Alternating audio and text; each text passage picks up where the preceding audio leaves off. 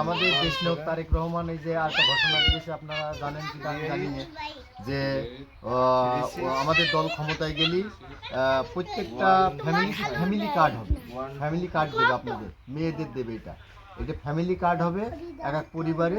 সেই family card অনুযায়ী আপনি যতদিন বাঁচবেন ওই ফ্যামিলি কার্ড অনুযায়ী আপনি টাকা পাবেন। এবং কৃষকের এই যে কৃষক কার্ড হবে, কৃষক কার্ড হবে, কৃষকের মানে প্রত্যেকটা যে সমস্ত ক্রয় করে সার বীজ কীটনাশক যেগুলি করে এর হলো গিয়ে ভর্তুকি দেবে। এবং কৃষক কার্ড, ফ্যামিলি কার্ড, এই দুইটা কার্ডই আমাদের দল ক্ষমতায় গেলে ইনশাল্লাহ আপনাদের আমরা প্রত্যেকটা ফ্যামিলিকে আমরা ফ্যামিলি কার্ড করে দেবো। আপনি তো কথা বললেন রেজিস্ট্রেশন করে ফেলাবেন এবং রেজিস্ট্রেশন করে ফেলানোর পরে ভোট দেওয়ার ব্যবস্থা হবে।